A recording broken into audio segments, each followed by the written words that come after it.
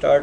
देखो Indian economy on the eve of independence, मतलब कहने का क्या है, आज़ादी से पहले हमारे देश के अंदर में क्या क्या चल रहा था, है ना। ये चैप्टर इंडियन इकोनॉमी का फर्स्ट चैप्टर है और इस सीरीज़ के अंदर में हम पूरी बुक कवर करेंगे विद इन 7-8 डेज, ठीक है, ताकि हमारी इकोनॉमिक्स का बर्डन ख़त्म हो एक तरीके से, ठीक है।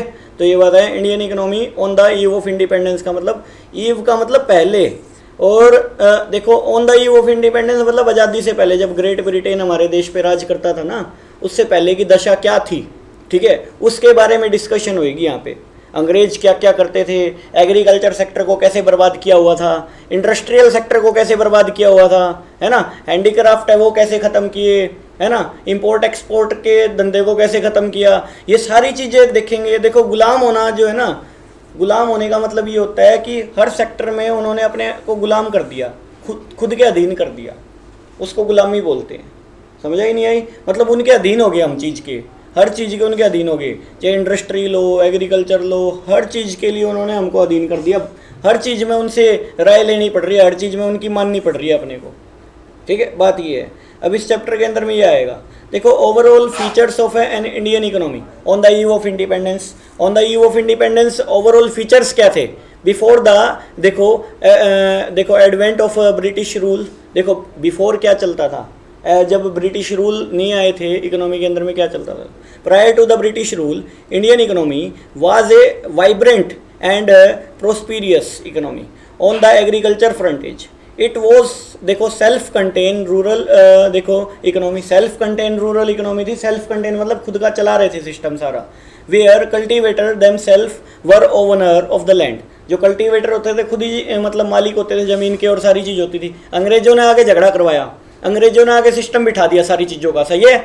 आगे चलो, इसके बाद में आगे चलो, industrial sector was famous through the world wide reach of handicraft. Handicraft product की वर्ल्ड वाइड डिमांड थी, हमारे प्रोडक्ट्स की, है ना, वर्ल्ड वाइड डिमांड होती थी, ठीक है। इसके बाद में आगे चलो, ओवर देखो एक्सपोर्ट्स इंजॉय ग्लोबल रेपुटेशन। हमारे देश के जो प्रोडक्ट होते थे ना, हैंडीक्राफ्ट, हाथ से बने हुए, कढ़ाई होगी, बुनाई होगी, ये सब काम पूरे देश विदेश में चर्चा थी इन चीज़ों की, मतलब प्रचलन में थे।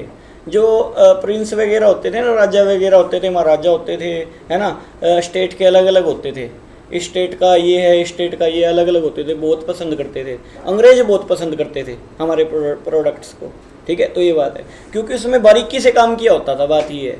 और हमारे देश से ज़्यादा बारीकी से काम कोई देश नहीं कर सकता। किसी देश का कारीगर में इतनी एफिशिएंसी और इतनी क्वालिटी नहीं है जितने हमारे देश के बंदों में क्वालिटी होती है।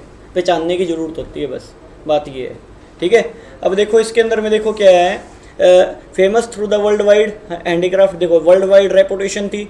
The silk and cotton textile were famous for their fine quality. Silk और जो कॉटन क्लॉथ्स वगैरह होते थे ना, उसकी क्वालिटी बहुत ही अच्छी होती थी, क्योंकि हमारे जो है ना हाथ से करने वाले थे।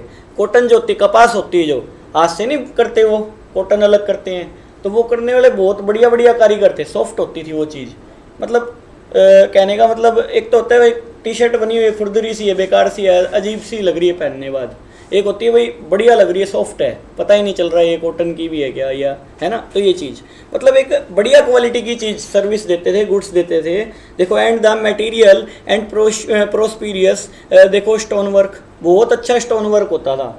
इतने मतलब छोटे छोटे पीसीज भी कई हज़ार पीसीज लगा देते थे एक ड्रेस के अंदर में भी, है ना। स्टोन वर्क बहुत अच्छा करना जानते थे, कढ़ाई वगैरह और सारी चीज़ बहुत अच्छी होती थी, इसलिए हैंडीक्राफ्ट की बहुत डिमांड थी। कॉटन का, टेक्सटाइल का बहुत अच्छा बिजनेस था हमारा। बात ये ड्यूरिंग ब्रिटिश रूल। अब बात करते हैं ब्रिटिश रूल में क्या हुआ। ओवरऑल फीचर्स बता रहे हैं एक बार, फिर इंडिविजुअली बात करेंगे, एग्रीकल्चर में क्या हुआ, इंडस्ट्रीज़ में क्या हुआ, है ना, सभी चीज़ों में, फिर हैंडीक्राफ्ट को कैसे ख़त्म किया, सारी बात करेंगे। पहले ओवरऑल बता रहे, देखो during the British rule, but the देखो एडवेंट ऑफ ब्रिटिश रूल, देखो marked the beginning of a systematic exploitation of Indian economy. System बना दिया हर चीज़ का इन्होंने, सिस्टमेटिकली बर्बाद किया सारे देश को। सिस्टम बनाया, जब तो इतने कम लोग हमारे देश पे राज कर पाए।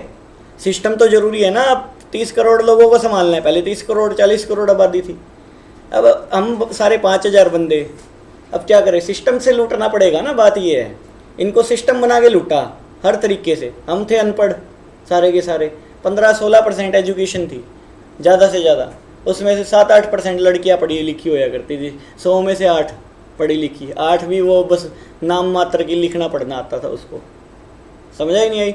तो मतलब उनको लूटना है, इतना आसान भी नहीं है, इतना मुश्किल भी नहीं है, बात ये है। अब उनको लूटना है, कैसे लूटेंगे, इन्होंने सिस्टम बनाया हर चीज़ का, बात ये है। देखो the agriculture sector was exploited as a source of revenue, agriculture sector को सोर्स ऑफ रिवेन्यू बनाया। The industrial sector was destroyed by exploiting the domestic market for the British product. पता क्या है, मशीन मेड प्रोडक्ट से competition करवा दिया। अब हम बना हुआ 5 प्रोडक्ट दिन के, वहाँ से आ रहे लाखों की तादाद में प्रोडक्ट उतर के, हमारे कौन खरीदेगा भाई, बात ये है। हम बना रहे 10,000 रुपये की चादर तैयार कर रहे हैं, बढ़िया कढ़ाई बुनाई करके सिस्टम करके 10,000 रुपये का प्रोडक्ट हो रहा है। हैंडीक्राफ्ट देखो, हैंडीक्राफ्ट तो महंगे पड़ेंगे, हाथ से बनी हुई चीज़ है। अब वो मशीन से बनी हुई 300-300 रुपये में उतार दी मार्केट में, कौन खरीदेगा, हमारी ख़त्म हमारी वैल्यू, समझ आई। हैंडीक्राफ्ट को ख़त्म कर दिया इकोनॉमी के अंदर में। देखो बात करेंगे, डीपली बात करेंगे, ये सिर्फ कोर दे रहा है, एक समरी दे रहा है टाइप, ठीक है। तो ये बात है। देखो export of raw material was देखो encouraged to promote supply of British industries of only raw material. मतलब कहने का क्या है, हमारे एक्सपोर्ट इंपोर्ट को क्या किया पता है, कि तुम जो फिनिश गुड्स बना रहे हो ना, वो सप्लाई मत करो बाहर, हमको सप्लाई करो, आपको कोई दिक्कत नहीं है। जो आपका कच्चा माल है ना, जिसकी हमारे ग्रेट ब्रिटेन को ज़रूरत है इंडस्ट्रीज़ को, वो सप्लाई करो आप, बाकी आप टेंशन मत लो, आपको रिवेन्यू अच्छा मिलेगा। आपको जो रिवेन्यू इकट्ठा हो रहा था ना, हमारे इंडिया को जो रिवेन्यू आ रहा था, वो रिवेन्यू आ रहा था हमारा रॉ मटेरियल लेके। अगलों की ज़रूरत थी रॉ मटेरियल, उनकी इंडस्ट्रीज़ को ज़रूरत थी हमारे रॉ मटेरियल की, हमारा ही रॉ मटेरियल यूज़ करके। कमाल की बात ये है, देखो किस तरह से गुलाम बनाया। पहले उनके देश में हमारा रॉ मटेरियल जाता था, मतलब उनकी कंट्री में हमारा रॉ मटेरियल गया, ये हमारी कंट्री है, ये इनकी कंट्री है, इनकी कंट्री में गया रॉ मटेरियल, पहले गया सारा रॉ मटेरियल, और इनकी कंट्री से फिनिश गुड्स बन के हमारे देश में आता था। बताओ, उसी रॉ मटेरियल का फिनिश गुड्स हमारे देश में बन गया। हमारे देश में मशीनें लगनी नहीं दी इन्होंने, ना मशीनें ना टेक्नोलॉजी आने दी, है ना। मतलब कहने का क्या है, एक्सपोर्ट और इंपोर्ट से अर्निंग हो रही थी नो डाउट, लेकिन उतनी अर्निंग हो रही थी जितना अंग्रेज चाहते थे। रॉ मटेरियल सप्लाई करके अर्निंग हो रही थी हमारे देश की। हमारा देश एंड प्रोडक्ट तो बेच ही नहीं पा रहा था मार्केट में, ग्लोबल मार्केट में बेच ही नहीं पा रहा था एंड प्रोडक्ट, तो मतलब कंज्यूमर प्रोडक्ट जो होते हैं, कंज्यूमर गुड्स जो होते हैं, वो तो बेच ही नहीं रहे थे, है ना, समझा ही नहीं। बेच भी रहे थे ना, तो उस पर हैवी क्या कर दिया, इंपोर्ट ड्यूटी लगा दी, इंपोर्ट एक्सपोर्ट ड्यूटी लगा दी, ताकि आप एक्सपोर्ट ही ना कर पाएँ, आप एक्सपोर्ट ही ना कर पाएँ। बात ये है, हमारा एक्सपोर्ट इंपोर्ट का धंधा मार लिया, हमारा एग्रीकल्चर का धंधा ख़त्म कर दिया, हमारी हैंडीक्राफ्ट को ख़त्म कर दिया, है ना। हमारा और एग्रीकल्चर पे जो ज़मीन पे थोड़ी बहुत इनकम होती थी, उनका लो एंड ऑर्डर मेंटेन करने में चली जाती थी सारी की सारी, जो हमारा रॉ मटेरियल बेच के थोड़ा बहुत पैसा आता था। तो इस तरह से बर्बाद कर दिया सिस्टम सारा का सारा। मेन तो कोर तो यही थी ना, बाकी तो हम सारे लोग अनपढ़ थे, सर्विस सेक्टर तो था नहीं हमारे पास जो हमारा खाएंगे, हमारे पास गुड्स थे ले दे के। बात ये है, वो ऐसे बर्बाद कर दी सारी चीज़ें, ठीक है ना। मतलब मटेरियल थिंकिंग में थी सारी चीज़ें, और वो सारी बर्बाद कर दी, अलग अलग सिस्टम बना के, अलग अलग पैटर्न अपना के, समझ आई। एग्रीकल्चर में किसान की जमींदार की लड़ाई करवा दी, बोला जमींदार को पता क्या कह दिया, लोअर ऑर्डर तो मेंटेन हो ही गया उनका सारा, धीरे धीरे करके भीख मांगने के लिए आए थे हमारे देश में, बस गया आके, उसके बाद में धीरे धीरे जमा लिया हाथ, समझ आई। लॉ एंड ऑर्डर मेंटेन करने लग गए, सारी चीज़ उनकी होगी धीरे धीरे करके, ठीक है। अब वो नहीं होता, बस में बैठते हैं, एक तो 3 बंदे बैठे हैं, ठीक है, पहले से जगह ही नहीं है उसमें, चौथा बंदा आके धक्के से बैठ रहा है, फिर वो धीरे धीरे करके अपनी जगह बना रहा है, फिर उसको कह रहा है भाई थोड़ा उधर हो जा, धक्के मारने लग गया उन तीनों के। वो वाला काम किया अंग्रेजों ने हमारे साथ, हमारा फ़ायदा उठाया सारी चीज़ में, समझ आई, और फिर वो सीट भी ले ली और फिर उनके धक्के मारने लग गए, समझ आई नहीं आई। ये अंग्रेजों की चाल थी हर तरीके से करने की, ठीक है। तो समझाया ये, मतलब ड्यूरिंग द ब्रिटिश रूल क्या हुआ, थोड़ा सा एक रफ समरी सी दी मैंने। अब देखो on the eve of independence overall feature of Indian economy, देखो स्टैग्नेंट इकोनॉमी। स्टैग्नेंट इकोनॉमी का मतलब क्या होता है, जो ग्रोथलेस इकोनॉमी होती है, जिसमें ग्रोथ नाम मात्र की होती है या ना भी होती ग्रोथ, जीरो ग्रोथ इकोनॉमी बोल दो, स्टैग्नेंट बोल दो, बिल्कुल कम ग्रोथ हो, नाम मात्र की ग्रोथ। देखो on the eve of independence देखो Indian economy was completely a stagnant economy. The stagnant economy is one which shows देखो little or no growth in the income. अब बात ये है, ग्रोथ हो ही नहीं रही थी। अब मान ले तू 100 रुपये कमा रहा है भाई महीने के, एग्जाम्पल के लिए 1% ग्रोथ, क्या ग्रोथ थोड़ी है। मान ले 1 साल में 1% ग्रोथ हुई है तो 101 रुपये कमाने लग गया, ग्रोथ थोड़ी है ये देखा जाए तो। ऐसी ग्रोथ हो रही थी, मतलब ग्रोथ ना के बराबर थी, स्टैग्नेंट थी बिल्कुल, है ना। तो ये बात है। अभी देखो द ब्रिटिश गवर्नमेंट नेवर देखो attempted to estimate Indian national देखो Indian national and per capita income. However जो भी क्या है, दादाभाई नौरोजी विलियम जो भी है डिगबॉय, ये इन्होंने किया था। इन्होंने ये जो है ना नेशनल इनकम निकाली थी, पर कैपिटा इनकम फाइंड करने वाला बंदा था ये, पर कैपिटा इनकम फाइंड की थी इन्होंने, हैं। हाँ, मतलब मेन ये था। इन्होंने एक कमेटी बनाई थी और पता क्या इन्होंने क्या किया था, नेशनल इनकम पर कैपिटा इनकम क्या होती है, प्रति व्यक्ति आय, मतलब टोटल पॉपुलेशन जो होती है ना बटे में इनकम कर दिया, इनकम बटे में टोटल पॉपुलेशन, ठीक है। तो पर कैपिटा इनकम निकालने वाले बंदे थे ये। अब देखो यहाँ तक ये नाम वगैरह तो पढ़ लेना थोड़े, ठीक है। वेयर सम देखो notable individuals who attempted to estimate Indian national and per capita income, ये पर कैपिटा इनकम निकालने वाले बंदे थे। Of course this estimates yield conflicting result, बहुत ज़्यादा विवादपूर्ण रिजल्ट आए थे, बहुत झगड़े हुए थे इसके पीछे, समझ आई। इसके बाद में आगे चलो। Most of the estimate reveals that the country growth of देखो aggregate real output during the first half of the 20th century was less than 2%, मतलब हाफ 20th सेंचुरी में ना सिर्फ 2% ग्रोथ थी सालाना। 2% ग्रोथ क्या होती है, मान लो 100 रुपये कोई इनकम कमा रहा है, 102 होगी, क्या इनकम हुई, महंगाई उससे ज़्यादा बढ़ रही है, 100 की 110 हो रही है महंगाई, अब 100 की 102 इनकम बढ़ रही है, तो रकम तो रुक ही रही है ना हमारी, 8 रुपये का तो नुकसान है सीधा सीधा। तो ये बात है, उतनी इकोनॉमी में उतनी इनकम तो नहीं बढ़ रही, बात ये है। तो अब देखो इसके अंदर में क्या है, पर कैपिटा इनकम देखो, per capita output per year is 0.5%, 0.5%, मतलब 100 रुपये तो अगले साल 100 रुपये 50 पैसे होगी, 100 रुपये 50 पैसे क्या है, क्या इंक्रीमेंट हुआ, नहीं हुआ ना, बात ये है। अभी देखो standard of living of the people was बहुत लो था, मैसिवली लो, है ना, मैसिवली बहुत लो था, कम था, मतलब बेसिक नीड्स को भी पूरा नहीं कर पा रहे थे हमारे इंडिया के जो लोग हैं ना। देखो सीधी सी बात है। इसके बाद में क्या है, बैकवर्ड इकोनॉमी, बैकवर्ड इकोनॉमी का मतलब पिछड़ी हुई इकोनॉमी थी हमारी। बैकवर्ड इकोनॉमी एक्सपेंडिचर से गिनी जाती है ना। देखो Indian economy was a backward economy on the eve of independence and देखो an economy is called backward economy वे देखो when it has very low per capita income, प्रति व्यक्ति आय बहुत कम थी, मतलब पर पर्सन जो इन अर्निंग हो रही है ना वो, मतलब मैंने बताया टोटल इनकम बाय में पॉपुलेशन, तो इसको क्या बोलेंगे, पर कैपिटा इनकम बोलते हैं, प्रति व्यक्ति आय बोलते हैं, वो बहुत कम थी जबकि ज़्यादा होनी चाहिए थी, वो बेसिक नीड को पूरा करने वाली भी नहीं थी, ठीक है। देखो in 1947-48 the per capita income देखो in India was just 230 rupees, 230 रुपये ओनली, ठीक है। अब देखो the bulk of the population was poor, देखो without sufficient food clothing and shelter, मतलब हमारी जो ये डिटेल में इसलिए पढ़ के सुना रहा हूँ लाइनें ताकि तुम्हारे MCQs वगैरह हर तरीके से ये चीज़ें ख़त्म हो जाए। मैं नहीं चाहता कि कोई MCQ बचे, ठीक है।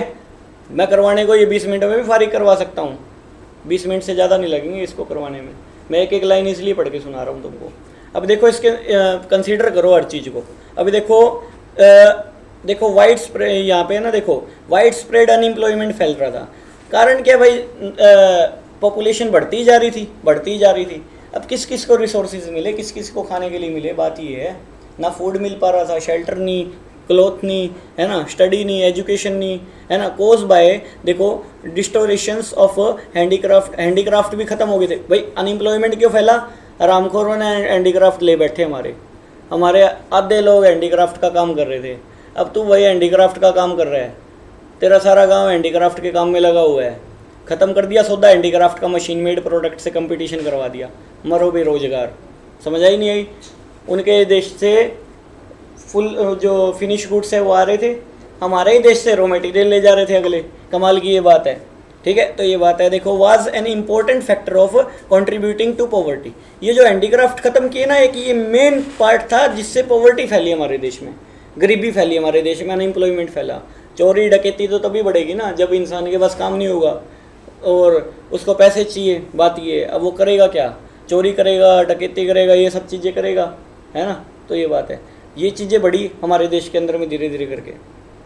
अभी देखो dominance of agriculture, dominance agriculture पे कैसे किया इन्होंने, देखो अब एग्रीकल्चर पे ही हमारा टिका हुआ था सिस्टम सारा का सारा, है ना। सारे के सारे लोग है ना एग्रीकल्चर पे टिके हुए थे, हमारे दादा परदादा या कोई भी थे, सारे एग्रीकल्चर पे टिके हुए थे।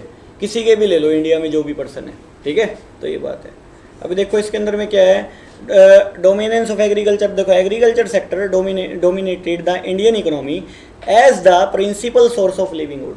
हमारे देश का प्रिंसिपल सोर्स ऑफ लिविंगहुड माना जाता था। इन्होंने इसको भी नहीं छोड़ा, इन्होंने इसको भी बर्बाद कर दिया। कैसे बर्बाद किया बताता हूँ। देखो एग्रीकल्चर सेक्टर को कैसे लेके बैठे इन्होंने, ना जमींदारी सिस्टम चला दिया हमारी इकोनॉमी के अंदर में। जमींदारी सिस्टम क्या, मान लो मैं ज़मीन का मालिक हूँ, मैं ठेके पे दे रहा हूँ ज़मीन किसान को, ठीक है। बोला आप मालिक हो फसल के, एंड जो फसल आएगी ना, एंड जो आउटपुट आएगा ना, उसके आप मालिक हो, बात ख़त्म। आप हमको थोड़ा सा टैक्स दे दो, किसान की चाहे ऐसी तैसी करवाओ, किसान के मारो कुछ भी, अब किसान को मरने दो, अब साइड में फसल खोस लो उससे। समझ आई नहीं आई, आप हमको थोड़ा सा टैक्स दो, बस बात ख़त्म। हम बोल जाएंगे, हम हमारे हाथ में लॉ एंड ऑर्डर सारा का सारा, हम बोल जाएंगे क्या करना है। जैसे वो नहीं होता पुलिस वाले रिश्वत ले लेते हैं, अब जो मर्जी करो इसका, समझ आई, वो बीच में नहीं आएंगे, वो वाली कहानी कर दी। समझ आई नहीं आई, किसान और जमींदार के बीच में टक्कर करवा दी, और बीच में से अपना, पता क्या है इनका मेन मकसद ये था, लड़ाई करवाओ, बीच में से अपना हिस्सा निकाल के ले जाओ। समझ आई, झगड़ा करवा के इनका सिस्टम अपने हाथ में कर लो सारा का सारा। फूट डालो राज करो नीति जिसको बोलते हैं हिंदी में, ठीक है। फूट डाल के राज करने वाली नीति बोलते हैं। ये अंग्रेजों की खास नीति थी जिसकी वजह से हमारे देश पे राज हो रहा था, ठीक है। और हमारे देश के अनपढ़ लोग वो समझते नहीं थे क्या टेक्निक चल रही है, क्या चीज़ें चल रही है। उस टाइम तो एजुकेशन थी नहीं हमारे देश में इतनी, ठीक है। आज राज करके दिखाओ तो किसी की बस की हो, तो आज अपने जैसे लोग बैठे हैं इकोनॉमी के अंदर में, समझ आई। आज एक गली पे राज करके दिखाओ किसी की बस की हो, तो देश तो बहुत बड़ा है, किसी की एक गली पे एक घर पे राज करके दिखा दो, अंग्रेज आ जाए चाहे कोई भी आ जाए, नहीं कर सकते ना, क्योंकि हमारे देश में रिसोर्सेज बढ़ चुके हैं। रिसोर्सेज तो पहले भी थे, एजुकेशन लेवल बढ़ चुका है, हम लोग सारी चीज़ जान चुके हैं, पहले कुछ भी नहीं जानते थे हम। समझ आई नहीं आई, आज हमारे पास आर्मी है और बहुत सारी सिक्योरिटीज़ है, बहुत सारी चीज़ है ना। इंडिया सुपर पावर बनने की ओर है, ठीक है। तो ये बात है, आज नहीं कर सकते ना वो काम, पहले हम पिछड़े हुए थे, गांव वाले लोग थे, पता नहीं था क्या था सिस्टम। समझ आई ये। अभी देखो एग्रीकल्चर सेक्टर को ख़त्म किया, मतलब क्या है, जमींदारी सिस्टम चला दिया इकोनॉमी के अंदर में। देखो मैं पढ़ के सुना देता हूँ। Nearly 72% of the country working population was engage in the agriculture. However the contribution of agriculture to GDP was only 50%। GDP का कंट्रीब्यूशन जो था ना ओनली 50% था, 50%, जबकि हमारे लिए सब कुछ एग्रीकल्चर था। मतलब जीडीपी का 50% जो है पार्ट एग्रीकल्चर से ही आ रहा था। हमारी जीडीपी का 50% पार्ट एग्रीकल्चर से आना बहुत बड़ी, अमेरिका में 2%, 3% ऐसे है। एग्रीकल्चर हमारे से भी ज़्यादा है, लेकिन उनके वहाँ पे 2% है जीडीपी का, 2, 3, 4% है। तो कितनी बड़ी बात है, देखो डिफरेंस देखो कितना है। एक बैकवर्ड इकोनॉमी की निशानी है ये। मोस्ट जो पार्ट है जीडीपी का एग्रीकल्चर से यदि आ रहा है ना, सर्विस सेक्टर या इंडस्ट्री सेक्टर नहीं है उस देश में, तो वो ख़त्म है देश, बात ये है। अभी देखो इसके अंदर में क्या है, ब्लिंक इंडस्ट्रियलाइजेशन। इंडस्ट्रियलाइजेशन था ही नहीं, वो हमारे देश में बनने ही नहीं दिया इंडस्ट्रियल सेक्टर कुछ। पता क्या, हमारे देश में ना तो मशीनें आने दी इन्होंने, ना हमारे देश में ऐसी कोई इंडस्ट्री खुलने दी जहाँ पे मशीनें बन सकें। समझ आई नहीं आई, मतलब कहने का क्या है, इंडस्ट्री आने ही नहीं दी, कैपिटल गुड्स बनाने की चीज़ें हो। बोला फिर हम क्या बेचेंगे इनके देश में। समझ आई नहीं आई, हमारे देश से ब्रिटेन में पहले रॉ मटेरियल जाएगा, फिर हमारे देश से फिनिश गुड्स बन के आएगा, और फिर ये खरीद देंगे। अगर ये मशीनें रख लेंगे यहाँ पे देश में खुद के, तो फिर हम क्या बेचेंगे भाई, हमारे को प्रॉफिट कहाँ से होएगा। अगलों ने इसलिए मशीनें नहीं आने दी हमारे देश में, मशीनें नहीं आने दी, टेक्नोलॉजीज़ को नहीं आने दिया, कुछ नहीं करने दिया हमको। बात ये है, बोले हमारे ऊपर अधीन रहो, बात ये है, हमारे ऊपर अधीन रहना पड़ेगा, कहना ये चाहते थे ये अगले, ठीक है। मतलब इंडस्ट्रियलाइजेशन की ग्रोथ इसलिए नहीं थी। देखो prior to the British rule industrial sector in the India was well known for handicraft. Handicraft के लिए जाना जाता था। हैंडीक्राफ्ट को कैसे ख़त्म किया पता है, हैंडीक्राफ्ट को ख़त्म ऐसे किया, हमारे हैंडीक्राफ्ट की मशीन मेड प्रोडक्ट के साथ कंपटीशन करवा दिया। बात ये है, देखो, but it was systematically destroyed by the discriminatory British policy. British ने क्या किया, डिस्क्रिमिनेट कर दिया हर चीज़ में, डिस्क्रिमिनेटिंग टैरिफ पॉलिसी चला दी। डिस्क्रिमिनेट का मतलब क्या है, हमारे देश से फिनिश गुड्स अगर बन के जा रहा है ना, उस पर तो इतना टैक्स लगा दिया ताकि सामने वाला ना खरीदे ना हम बेच पाए, इतनी चीज़ें कर दी, ना हम बेचने लायक ना सामने वाला खरीदने लायक। अब 10 रुपये की चीज़ 100 की बिक रही है, कौन खरीदेगा? बात ये है, ठीक है। इतनी एक्सपोर्ट इंपोर्ट ड्यूटी इम्पोज कर दी, बोला हमारे देश में रॉ मटेरियल भेजो, कोई टैक्स नहीं लगेगा, क्योंकि उनको ज़रूरत थी। बात ये है, उनको जिस चीज़ की ज़रूरत थी ना, वो सारी चीज़ टैक्स फ्री। उनको रॉ मटेरियल की ज़रूरत थी, उनकी देश की इंडस्ट्रीज़ नहीं चल रही थी, रॉ मटेरियल का हब बना रखा था हमारे देश को, इसीलिए मालगाड़ी लेके आए थे ये। मुंबई थाने तक आई थी जो मालगाड़ी, डिफरेंट सिटी से माल उठाओ, जो सिटी जिस चीज़ के लिए फेमस है वहाँ से रॉ मटेरियल उठाओ, हमारे देश में ले जाओ। बात ये, इसलिए ये मालगाड़ी चलाई थी, ठीक है, रोडें डेवलप की थी ताकि पोर्ट तक माल जा सके और फिर ये लोड करके अपने देश में लेके जा सके। हमारी इंडस्ट्री को ऐसे ख़त्म किया। देखो बाय द टाइम देखो independence, small scale and cottage industry were almost run. देखो हैवी इंडस्ट्री शोड ए ब्लिंक ग्रोथ, बहुत ही कम ग्रोथ थी, हैवी इंडस्ट्री खुलने ही नहीं दे रहे थे। And for the bulk of capital goods requirement, हमारे देश को बहुत कैपिटल गुड्स की रिक्वायरमेंट थी, नहीं आने दी हमारे देश में। सही है। अच्छा, we were dependent upon import from the British. हाँ, करना ही था इनको ये काम तो। अब ब्रिटिश पे डिपेंड करना था ना, हम डिपेंड हो गए ब्रिटिश पे। मतलब क्या है, रॉ मटेरियल हमारे देश से खरीद लिया, हमारे को ही फिनिश गुड्स बेच दिया, उसमें प्रॉफिट कमा लिए, समझ आई।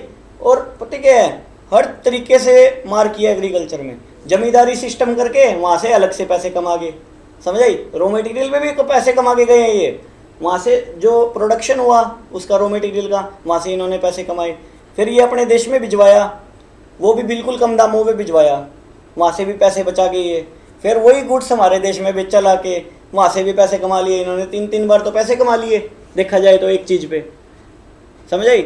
और जो हमारे एग्रीकल्चर से जो रॉ मटेरियल जा रहा था ना इनके देश में, जो थोड़ी बहुत अर्निंग हो रही थी हमारे देश की, वो वापस खोस लेते हैं इनसे, वापस दो, किसी बहाने से जेल में गिर दिए, ये कर दिया है ना, या फिर लॉ एंड ऑर्डर जो चलता था ना उसमें चले जाते थे वो सारे खर्चे, समझे, ये बात है। और जो इनके आर्म्स एम्यूनिशन और ये सारी चीज़ें लानी होती थी उन पैसों में वो होता था, ठीक है। तो ये बात है। देखो हैवी डिपेंडेंस ऑन इम्पोर्ट, हम हैवी डिपेंडेंस हो गए थे भाई इम्पोर्ट पे। बात ये है, देखो the country was heavily dependent upon import particularly for machine and related equipments of the production, ठीक है। मतलब बहुत सारी चीज़ों पे, इन सब चीज़ों पे हम क्या है, डिपेंडेंट हो गए थे। देखो arms force of the country also dependent heavily on foreign import for most of the defence equipments. Defence equipments वगैरह के लिए भी हम क्या हो गए थे, डिपेंडेंट हो गए थे। अच्छा, besides several consumers goods like sewing machines, medicines, है ना, केरोसिन ऑयल्स, बाईसाइकिल मतलब साइकिल एट्सेट्रा, एंड देखो use to be imported from the abroad से मंगवानी पड़ रही थी। बताओ, छोटी छोटी चीज़ें भी अब एब्रोड से मंगवानी पड़ रही थी। हमारी हालत श्रीलंका जैसी कर दी थी इन्होंने, समझ आई। हमको हर चीज़ में डिपेंड कर दिया इनके ऊपर, इनके ऊपर हम हर चीज़ में डिपेंड हो गए। बात ये है। अब देखो लिमिटेड अर्बनाइजेशन, हमारे देश में लिमिटेड अर्बनाइजेशन था। अर्बनाइजेशन नाम मात्र का था, शहरीकरण था ही नहीं, शहर तो थे ही नहीं, सारे गांव ही थे। देखो limited urbanisation at the time of independence, bulk of the population of India lived in villages. मतलब लगभग जो है विलेजेस में रह रहे थे। देखो इन 1948 only 14% population lived in urban areas, सिर्फ 14% जो है अर्बन एरियाज में रह रहे थे। नहीं होता था भाई शहर में जाएंगे हम, आज ये लेके आएंगे, नहीं समझे, होता है ये गांव वाले लोग वो जर्नली आज भी होता है, शहर में जाके सामान लेके आना, आज एक्साइटमेंट होती है, एक महीने का सामान इकट्ठा करके लेके आते हैं। सही है। तो पता क्या है, अर्बनाइजेशन था ही नहीं, नाम मात्र का अर्बनाइजेशन था। अब मेरे दोस्त और पता क्या होता है, जो गाँव में रहते हैं, वो पिक्चर देखने के लिए आया आज हम सन सिटी में 10 जने पिक्चर देखने, महीने बाद कुछ साल 2 बाद आए हैं। हमको अजीब लगती है ये बात, लेकिन उनके लिए उनका रूटीन नहीं है ये, वो देसी लोग हैं, उनका रूटीन है ही नहीं ये, हमको लगता है अजीब कि वो बोल रहा है, ऐसी चीज़ बोल रहा है, तुमने पिक्चर ही नहीं देखी आज तक यहाँ पे, मौलाना नहीं देखी, बस ये बात होती है, हमको अजीब लगती है ये चीज़। ठीक है, देखो हमारे देश के अंदर में अर्बनाइजेशन नाम की चीज़ ही नहीं थी, सेमी फेडरल इकोनॉमी थी। सेमी फेडरल इकोनॉमी किसको बोलते हैं? मिक्स इकोनॉमी को बोलते हैं। मिक्स इकोनॉमी का मतलब क्या है? जहाँ पे प्राइवेट सेक्टर भी हो, जहाँ पे गवर्नमेंट सेक्टर भी हो, दोनों राज करे जहाँ पे। सेमी फेडरल इकोनॉमी थी। देखो on the eve of independence Indian economy was neither Holi federal और कैपिटलिस्ट, मतलब ना तो पूरी की पूरी प्राइवेट इकोनॉमी थी, ना पूरी की पूरी गवर्नमेंट इकोनॉमी थी, ये मिक्स इकोनॉमी थी हमारी जो है। ठीक है, अब ये कंक्लूजन लिखा हुआ है इसका। ठीक है, ये कोई बड़ी बात नहीं। देखो स्टेट ऑफ एग्रीकल्चर सेक्टर, अब डिफरेंट सेक्टर के बारे में इंडिविजुअली डीप में बात होएगी। जो अभी मैंने बताया ना उसको ध्यान में रखना, अब सारी चीज़ समझ आएगी। अब क्या इंडिविजुअल सभी चीज़ों के बारे में बात होगी। सबसे पहले एग्रीकल्चर सेक्टर के बारे में बात हो रही है यहाँ पे। एग्रीकल्चर सेक्टर में क्या क्या हुआ था, बात ये। अभी देखो on the eve of independence Indian economy was primarily an agriculture economy. हमारे देश की जो इकोनॉमी थी एग्रीकल्चर बेस्ड इकोनॉमी थी। देखो अराउंड 72% ऑफ द पॉपुलेशन जो है डिपेंड थी किस पे? एग्रीकल्चर सेक्टर पे। देखो the agriculture sector which reflect the importance of देखो importance of this sector in Indian economy. भाई इंडियन इकोनॉमी में इसकी बहुत इंपॉर्टेंस थी, बहुत ज़्यादा इंपॉर्टेंस थी, इसके बिना तो कुछ था ही नहीं इकोनॉमी के अंदर में। However this sector suffer from the deep stagnant and chronic backwardness, छुपी हुई बैकवर्डनेस थी, है ना। अब देखो इसके अंदर में क्या है? Following were principal features of the Indian agriculture on the eve of independence. ये सारी की सारी विशेषताएं हैं जो इंडियन इकोनॉमी के अंदर में एग्रीकल्चर सेक्टर की हालात थी। देखो लो प्रोडक्शन एंड प्रोडक्टिविटी। देखो ना तो उस टाइम कीटनाशक दवाइयाँ थी, ना पेस्टिसाइड थे, है ना, इंसेक्टिसाइड्स वगैरह नहीं थे, HYV के सीड्स भी नहीं थे, HYV टेक्नोलॉजी भी नहीं थी, हाई यील्ड वेराइटी सीड्स बोलते हैं जिनको, HYV की टेक्नोलॉजी भी नहीं थी, बहुत सारी कम चीज़ें थी हमारे देश के अंदर में, इसीलिए प्रोडक्टिविटी नहीं थी, पढ़े लिखे लोग भी नहीं थे, गवार लोग थे। सही है। अब देखो लो प्रोडक्टिविटी ऑफ, देखो लो प्रोडक्शन एंड प्रोडक्टिविटी। देखो पहले क्या था? वीट की प्रोडक्शन कितनी थी? सिर्फ 660 kg, 660 kg पर हेक्टेयर, बहुत कम है। 660 kg 12-13 मन हो गया, 15 मन अनाज को क्या मायने रखता है एक किले पे? कोई मायने नहीं रखता। अभी देखो आज देखो 3464 kg, 3464 kg per hectare of land average आती है हमारे देश में, 2020-21 का डाटा है ये के अनुसार।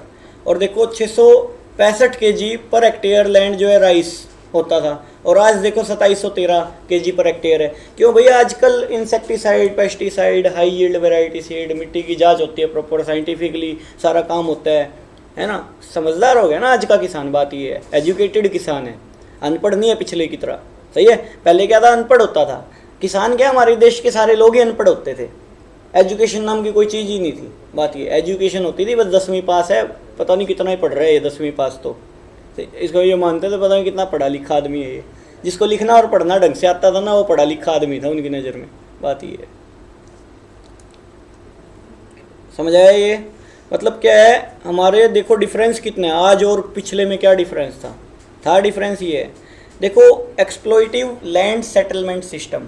देखो लैंड सेटलमेंट सिस्टम का देखो ट्रायंगुलर रिलेशन बना दिया इन्होंने, खुद को यहाँ रख लिया, बाकी ट्रायंगुलर रिलेशन बना दिया। पानी लेके आई हुई गिलास, जल्दी लेके आ, गिलास उग रहा है थोड़ा सा। देखो इसके अंदर में क्या है? एक्सप्लॉइटिव लैंड सेटलमेंट सिस्टम। देखो क्या है? British government in India introduce a unique system of land settlement. Unique system of land settlement क्या है? It setup A triangular relationship. Triangular relationship बनाया अमोंग गवर्नमेंट। ठीक है, गवर्नमेंट एक तरफ गवर्नमेंट खड़ी है, और देखो इसके बाद में क्या कह रहा है? ओनर ऑफ द सॉइल, जमींदार बोल दो, और एक तरफ tiller of the soil. Tiller of the soil कौन होता है? टेलर ऑफ द सॉइल कौन होता है? जो उस पे काम कर रहा है, ज़मीन पे काम कर रहा है, ठेके पे लेता है जो ज़मीन। मान लो ये ज़मीन है, कोई ज़मींदार है, ठीक है, मान लो ये ज़मीन का मालिक है, मैंने इससे किराए पे लिए है ज़मीन, ठीक है, किराए, पता क्या है, मैं इस पे फसल बना रहा हूँ, यो कहो सारी फसल मेरी है भाई, बात ये है सारी फसल मेरी है, मेरे को दो। अब ये कैसे कह देगा सारी फसल मेरी है? तो है कौन? तेरे को किराया चाहिए ना, किराया दे देंगे। नहीं समझे मेरी बात ये है। तो अब क्या ट्रायंगुलर रिलेशन बना दिया ब्रिटिश गवर्नमेंट ने, पता क्या कहा जमींदार को भैया ऐसा कर, तो है ना हमको है ना 100 रुपये में से 20 रुपये दे दा कर, उस जब किसान की ऐसी तैसी करवाओ, इस किसान को लूटो जितना लूटना है, मारो इसके, पिटो इसको, जो करना है करो इसका, हमको सिर्फ 20 रुपये दे दा कर। साले से खोसले 100 रुपये का सामान दे दे हमको 20 रुपये, उसकी सी तीसी आगे आगे तू जाने वो जाने, उसके मार लट, जो उसका बने बनाओ उसका। समझा ही नहीं आई बात ये है। अब जमींदार तो एक्सप्लॉइट करने लग गया उसको, टेलर को। टेलर ऑफ द सॉइल कौन होता है? जो ज़मीन पे काम करता है, सीधी सीधी बात ये है। अभी देखो इतनी बात समझ आई, कहने का क्या मतलब है? एक्सप्लॉइटिव लैंड सेटलमेंट सिस्टम चला दिए थे। देखो इसके अंदर में क्या है, it set up a triangular relation among the government owner of the soil and tiller of the soil.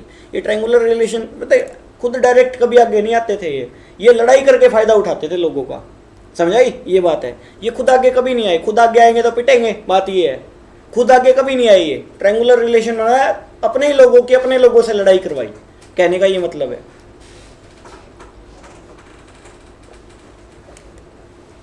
तो देखो ये है, तो ट्रायंगुलर रिलेशन बना के हमारे देश को लूटा गया एग्रीकल्चर सेक्टर में। तो ये क्या था? ये था अपना एक्सप्लॉइटिव लैंड सेटलमेंट सिस्टम। तो देखो इसके अंदर में दोबारा और पढ़ के सुना, देखो this was popular known as zamindari system of land settlement and was particularly देखो इम्प्लीमेंटेड इन द बंगाल, है ना, प्रेसिडेंसीज जो भी है part of the India, presidency देखो ईस्टर्न स्टेट्स में अप्लाई कर दिया था ये हमारे देश में, है ना। फीचर्स क्या है देखो, ये कुछ इसके फीचर थे, ये पॉइंट जो है ना एक्सप्लॉइटिव लैंड सेटलमेंट। देखो the zamindar were recognise as a permanent owner of the soil. अब इसको मैंने मालिक बोल दिया, बोले आप मालिक हो फसल की, बात ये है हिंदी में। 100 रुपये की फसल बन रही है, आप मालिक हो, बात ये है। जमींदार को मालिक बना दिया। टेलर क्या है, सीधी करवाने फसल बना रहा था वहाँ पे। टेलर कौन है? जमीन के ऊपर जो फसल उगा रहा है वो है, किसान है। किसान का फायदा क्या हुआ? तू मालिक बना दिया, मालिक बना के दादा बना के बिठा दिया इसको। ये है कौन है? आज की डेट में बात करें तो ये कौन है? 1/3 से ज़्यादा रेंट नहीं ले सकता आज। समझ आ रही नहीं आ रही? 1/3 से ज़्यादा रेंट लेने का अधिकार नहीं आज इसका। पहले किसानों का सारा हक जमींदार को दे दिया। बोला हमको बस टैक्स देते रहो, टैक्स लगान टाइम पे पहुँचवाते रहो। लगान पिक्चर देखी है? उसके अंदर में सारी हिस्ट्री है एग्रीकल्चर की। पिक्चरें ये देखनी चाहिए, समझ आई? ना कि फालतू की पिक्चरें। उसमें सारी हिस्ट्री दी हुई है, कैसे लगान वसूली होती थी, कैसे क्या क्या सिस्टम होता था। लगान पिक्चर बिल्कुल एक परफेक्ट एग्जांपल है इस चीज़ का। अभी देखो जमींदारी सिस्टम बताया हुआ उसके अंदर सारा। देखो the zamindar were to be pay a fix sum to the government as land revenue. Zamindar ने दिया कि भैया पकड़ो और निकलो, समझ आई? इसके बाद हम जाने किसान जाने, ठीक है। तो ये बात है। The zamindar were free to extract as much from the tiller of the soil. जो टेलर ऑफ द सोइल था ना, गरीब किसान था, उसको इतना लूटा गया, मारा गया, पिटा गया, उसको लोन दे दिया हैवी ब्याज दरों पे, और फिर उसकी फसल भी ले ली, सारी चीज़ भी ले ली उसकी। मतलब समझाया? हर तरीके से लूटा जमींदार ने भी, अगले ने उसको। जमींदार दलाल थे एक तरह से अंग्रेजों के। मान कैसे गई है, हाँ कैसे कर दी, समझ आई? ये बात है। अभी देखो इसके मानने जब भी तो हुई है, सामने वाले को देखो पता क्या है? अंग्रेजों का सिस्टम क्या था? ताकतवर आदमी को पटा लो, ताकतवर आदमी को फंसा लेंगे ना, 100 आदमी उसके जिसके नीचे है ना, वो अपने आप नीचे आ जाएंगे, समझ आई? जो गांव का ताकतवर आदमी है ना, उसको अंडर में ले लो अपने, किसी तरीके से उसका प्रॉफिट दिखा के, और फिर वो क्या सारे गांव के उसके नीचे काम करेंगे। अब मान लो 10 जमींदार है बड़े बड़े गांव के अंदर में, उनको सबको अंडर में ले लो। तरीका है ये, सारे गांव के अपना पा जाएंगे आगे, नहीं समझे? तो ये बात है। तो जमींदारी सिस्टम तो क्लियर हो गया होगा। देखो इसके बाद में क्या है, देखो implication of the land settlement system were देखो alarming for the farmers and the farming most importantly. देखो भाई बेचारे गरीब किसान है ना, फांसी खाने लग गए थे। फिर उसके बाद उनका बेचारों को इनपुट लगा रहे हैं, बीज ला रहे हैं खरीद के, है ना, सारी चीज़ें ला रहे, खर्चे तो होते हैं ना भाई बनाने में, फसल उगाने में, सारी चीज़ करने में। अब वो बेचारों को 2 वक्त की रोटी का भी जुगाड़ नहीं हो पा रहा था, इवन बेसिक नेसेसिटी का जुगाड़ ही नहीं हो पा रहा था। कैसे करें, काम कैसे चलाएं, दिक्कत होगी इस चीज़ में अब, है ना। देखो it leads to unlimited exploitation of tiller of the soil by zamindar. अंग्रेज तो खा रहे थे अलग से, जमींदार खा रहे अलग से, बात ये है ना। हमारे पैसे तो ऐसे हैं जैसे कोई अगले दोनों आपस में बांट रहे हैं, बात ये है। अब मैं फसल बना रहा हूँ, चीज़ों की बना रहा हूँ, सारी चीज़ बना रहा हूँ, मेरे को लास्ट में ये कह दिया जाए सारी फसल हमारी, ले 200 रुपये और निकल। ये क्या सिस्टम था, समझ आई नहीं आई। तो ये बात है, आज का किसान एजुकेटेड है ना, पहले का तो नहीं था, बात ये है। आज कह के दिखाओ ये बात, किसी की बस की होता, गाँव में खड़े होके किसी को कह ही दो एक बार ये बात। अंग्रेज कह दे चाहे कोई कह दे, मार मार के बेल्ट नंगा करके पिटेंगे उसी खेत में घेर के, अंग्रेज हो चाहे कोई हो, नहीं समझे। तो भैया आजकल का एजुकेटेड पावरफुल भी है आज हमारा देश, समझे। वहाँ पे अपने पास हाथ में लकड़ियाँ डंडे, क्या करेंगे, बंदूकें हैं उनके पास, टेक्नोलॉजी है, वेपन्स हैं, सारी चीज़ है। अब वो एक गोली मारेंगे सारे भाग जाएंगे पीछे डर के, ये समझे, बात ये होती थी। वो गोलियों से हथियारों से लड़ते थे हमारे से। अब देखो इसके बाद में क्या है, टेलर वर रिड्यूस टू देखो status of landless labourer. Landless labourer होते जा रहे थे ये, क्या है, पहले जमींदार उसको कर्जा दे रहा है, कर्जा देने के बाद में वो वसूली कर रहा है, वसूली करने के लिए है नहीं, पैसे है नहीं देने के लिए, टेलर के पास आएंगे कहाँ से, फसल तो तू ले जा रहा है सारी, और उस ब्याज के नाम पे सारी फसल लूट ली। बोला भाई ब्याज नहीं है देने के लिए, चलो अपनी फसल लेके निकलो, सही है, सारी फसल अगले की होगी, बात ये है। ब्याज कभी उतरता ही नहीं था, डेप्ट पे डेप्ट, कर्जे पे कर्जे, कर्जे पे कर्जे, कर्जे पे कर्जे, बेचारा किसान दब जाता था मर के कर्जे को नीचे, और फिर ज़मीन बेचनी पड़ जाती थी जमींदार को, ठीक है, बात ये है। फोर्स कमर्शियलाइजेशन, ये बहुत इंपॉर्टेंट पॉइंट है। फोर्स कमर्शियलाइजेशन का मतलब क्या है, नील की खेती, नील की खेती करवाई इसके अंदर में, इंडिगो फार्मिंग बोलते हैं। मतलब कहने का क्या है, अंग्रेजों ने पता क्या किया, किसानों को एक तरफ तो जमींदार पटा लिए सारे के सारे, अब आ जाओ भाई किसान की बारी आती है, किसान से क्या फ़ायदा उठाया जाए। किसान को बोला भाई जमींदार की ज़मीन है, तने के लेना देना ख़राब हो सही हो, ज़मीन ख़राब हो रही तो जमींदार की है ना, नहीं हो रही तो भी जमींदार की। ऐसा अगर तू इंडिगो की खेती करनी शुरू कर दे इस ज़मीन पे, पैसे हम देंगे तेरे को, ऐसी तैसी करवाओ जमींदार की। वहाँ पे जमींदार से खा रहे टैक्स, यहाँ पे जमींदार किसानों को बोल दिया तू यहाँ पे इंडिगो की खेती शुरू कर, नील की खेती शुरू कर, क्योंकि नील की खेती की ज़रूरत थी अगलों को, अगलों की टेक्सटाइल इंडस्ट्रीज़ को नील की ज़रूरत थी। टेक्सटाइल मतलब जो कपड़ा का उद्योग होता है ना, उसको नील की खेती, एक छोटी सी बूंद भी नील की बहुत ख़तरनाक होती है।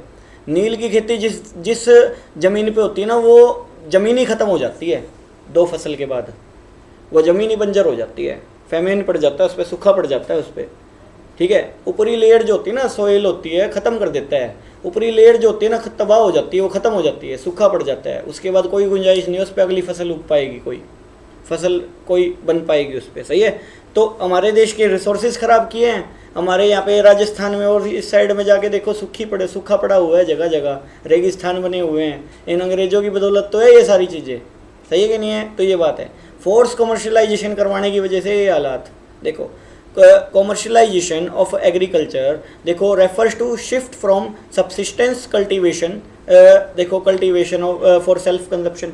सब्सिस्टेंस कल्टीवेशन क्या होता है, सब्सिस्टेंस फार्मिंग क्या होता है, खुद के काम चलाने के लिए, खुद के घर के लिए फसल करते थे किसान पहले, ठीक है, खुद के लिए कर लेते थे, ज़्यादा तो होती नहीं थी क्योंकि प्रोडक्टिविटी बहुत लो थी, ठीक है। तो बात ये है, to cultivation of cash crop for the market, ऐसे कैश मुंह पे मार के चले गए। ये बेचारा गरीब किसान है, देखो बनाता हुआ ये गरीब किसान है, ठीक है, ये अंग्रेज है,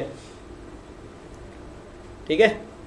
अब ये इसके पास आया, कैश मार के चल गया इसके मुंह पे, बोला ले पकड़, लेना है तो ले, नहीं लेना तो ऐसी तैसी करवा, इंडिगो तो बनानी पड़ेगी, फसल तो देनी पड़ेगी बना के, हमारे इंडस्ट्री को जरूरत है भाई, बात ये है। कैश करो लो, कैश का फ़ायदा दिखाया उसको, ठीक है, तेरे को कैश मिल रहा है। अब बेचारों के पास फसल बची नहीं, खुद के लिए मार्केट से ख़रीदना पड़ रहा है। अब वही कैश क्या है, ले जाके गेहूँ खरीद रहे हैं उसी की, है ना, उनके पास कैश भी नहीं बचा, वो फसल, उनकी ज़मीन भी ख़राब होगी, सारी चीज़ ख़त्म होगी, समझ आई नहीं आई। तो ये बात है, इस तरह से किसानों का फ़ायदा उठाया गया हमारे देश में। देखो farming were force to shift to produce indigo as it was required by the textile industry in the Britain for dyeing bleaching of the textile। Textile की डाइंग करने के लिए, ब्लीचिंग करने के लिए नील की ज़रूरत थी। अब बोला नील की ज़रूरत के लिए आप इंडिया को यूज़ करेंगे, अब क्योंकि नील की खेती हमारे इंग्लैंड में तो हो नहीं सकती, सारी ज़मीनें ख़राब हो जाएगी, हम क्यों अपने रिसोर्स ख़राब करें, इंडिया को ख़त्म करेंगे। बात ये है। अभी देखो द फार्मर्स वर आइदर, देखो फोर्स किया जा रहा था, है ना, to accept advance payment for the cultivation of indigo. Indigo को बनाने के लिए फोर्स किया गया, पैसे दिए गए धक्के से, कल बनानी पड़ेगी भैया, ये गोली पड़ी, ये बंदूक है, ये पैसे है, मरना तो तेरे को पड़ेगा ही, नहीं बना रहा तो। बात ये। अब वो किसान करेगा क्या, बोला ठीक है भाई बना लेते हैं और क्या इलाज है, समझ आई। बोला ये बंदूक है और ये पैसे हैं, कम से कम पैसे ले ले भाई, है ना, कुछ होगा तो नहीं कम से कम, ये बात होती है। इसके बाद में आगे चलो, कहने का क्या मतलब है, क्या किया गया इसके अंदर में, फोर्स कमर्शियलाइजेशन किया गया, क्या, फोर्स कमर्शियलाइजेशन फॉर इंडिगो, है ना, इंडिगो का। अभी देखो प्रोडक्शन ऑफ, देखो कॉमर्शियल क्रॉप, देखो expose the subsistence farmer to unnecessary of the market for their own subsistence. भाई अब हमारे सब्सिस्टेंस के लिए कुछ बचा ही नहीं ना, हम एग्रीकल्चर में पहले अपनी गेहूं वगैरह की खेती करके अपने घर का काम चला रहे थे, अब हम उनके लिए इंडिगो की फसल बनाने लग गए। अब इंडिगो की फसल बनाने के बाद में हमारे लिए तो कुछ नहीं बचा ना, हमारे पास पैसे बचे सूखे, वो भी थोड़े बहुत। अब वो थोड़े बहुत पैसे हमारे खर्च हो जा रहे हैं, कहाँ पे खर्च हो रहे हैं, हमारे सारे थोड़े बहुत जो पैसे हैं वो हमारी बेसिक नेसेसिटी को पूरा करने में निकल जा रहे हैं, खत्म हो गए, समझा, ये बात है। अभी देखो lack of investment in the agriculture infrastructure, agriculture infrastructure में है ना इन्वेस्टमेंट ही नहीं हो रही थी, जमींदार को सिर्फ खाने खाने का पता था। बात ये है, जमींदार को बनाने का कोई ठेका ही नहीं था, बोला अपना बना ऐसी तैसी करवा अपनी, बात ये है, हमको तो अपना सारा सौदा दे, बात ये है। जमींदारों ने ये कर रखा था हाल किसानों का, ठीक है, तो ये बात है। अब देखो क्योंकि अंग्रेजों का साथ मिला हुआ था उनको, बात ये है, अब तुमको पूरी पावर दे देंगे तो तुम तो रोड पे बंदूक लेके घूमोगे, तुम्हारे जैसे टुच्चे लोग बंदूक लेके घूमने पे उतर जाएंगे, अभी तो बुलेट लेके घूमते हैं, फिर बंदूक लेके घूमना शुरू कर देंगे, सारी पावर दे दी तो। वही काम जमींदारों के साथ हो रहा था, समझ आई नहीं आई, तो ये बात है। अभी देखो द colonial गवर्नमेंट और zamindar took no interest in the promoting investment in the agriculture investment. देखो permanent means of irrigation were as far cry, irrigation मतलब होता है सिंचाई के साधन, सिंचाई के साधन नाम मात्र के उपलब्ध थे, ना ही समझो। देखो agriculture was heavily dependent on rainfall, बारिश पे डिपेंडेंट था, और बंद कर इसको, बारिश पे डिपेंडेंट था, ठीक है, बारिश होगी तो फसल हो जाएगी, नहीं तो नहीं होएगी। देखो इसके बाद में आगे चलो, and therefore continued to be uncertain, बारिश कभी हो जाती थी कभी नहीं होती थी, सही है, तो ये बात है। देखो फ्लड कंट्रोल, है ना, ड्रेन एंड जो भी है sanitization of the soil which could have lead to increase productivity of the sector were totally neglected, सारी चीज़ बंद कर दी जिससे हमारी प्रोडक्टिविटी बढ़ सकती थी, कुछ नहीं अपनाया वो। अरे किसान के पास कहाँ से आएंगे पैसे भाई, किसान का 2 वक्त की रोटी खाने का जुगाड़ नहीं था, जमींदार लूट के ले गए सारी की सारी चीज़, ज़मीनें कब्जे में ले रखी थी सारी की सारी, तभी तो इनके पास ज़मीनें आई है, और कहाँ से आई है, समझ आई नहीं आई, तो ये बात है। अब जा ब्याज पे पैसे दे दिए, ज़मीन लूट ली, खोस ली ज़मीन उससे, है ना। अब किसान क्या करे, बेचारा गरीब मारा गया ना वो, समझ आई ये बात है। तो lack of investment in the agriculture infrastructure, agriculture infra, और ज़मीन पे खर्चे भी नहीं कर रहा था जमींदार, कमाल की बात ये है, ठीक है। अभी देखो gulf between owner of the soil and tiller of the soil, gulf का मतलब क्या है, दोनों के बीच में झगड़ा करवा दिया, झगड़ा, गल्फ मतलब वार करवा दी, लड़ाई करवा दी दोनों के बीच में, और अपना फ़ायदा निकाल गए। Gulf between the owner of the soil and tiller of the soil, झगड़े करवा दिए और अपना फ़ायदा निकाल गए। देखो small and fragment holding, small and fragment holding का मतलब क्या होता है, छोटे छोटे टुकड़े होना।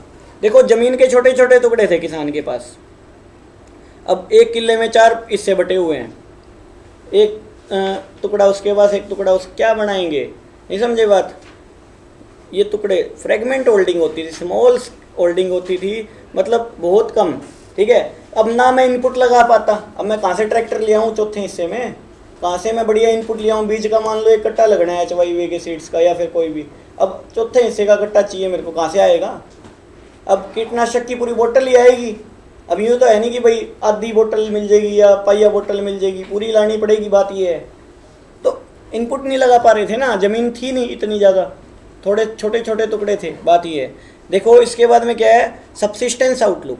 देखो सब्सिस्टेंस आउटलुक क्या था, हमारे देश के किसान का आउटलुक सब्सिस्टेंस था। वो ये सोचते थे कि भाई चलो हमारे घर घर के लिए बना लेते हैं, बात खत्म, बेचने का है नहीं, है ना। सब्सिस्टेंस आउटलुक का मतलब ये होता है, घर घर के लिए हो पाती थी, प्रोडक्टिविटी कम थी। आज तो केमिकल डाल डाल के इतनी प्रोडक्टिविटी बढ़ गई है, केमिकल डालते हैं, पेस्टिसाइड, बाकी बचा तो नहीं खान पान कुछ, समझे नहीं समझे। एक थप्पड़ मारो 4 बार घूम के नीचे पड़े बंदा, नहीं समझे बात। खान पान बचा तो नहीं समझे, खान पान है ही नहीं, केमिकल है सारा का सारा। हर चीज़ पे पॉलिश होके आ रही है, हर चीज़ पे कुछ ना कुछ मिलावट आ रही है। वो केमिकल पेस्टिसाइड वगैरह डलते हैं तो हम ही यूज़ करते हैं, हम ही खाते हैं, और कौन खाता है वो, बात ये है। अभी देखो सब्सिस्टेंस आउटलुक था हमारे देश के किसानों का, तो ये हमारा जो है एग्रीकल्चर का पॉइंट हुआ यहाँ पे कंप्लीट, ठीक है।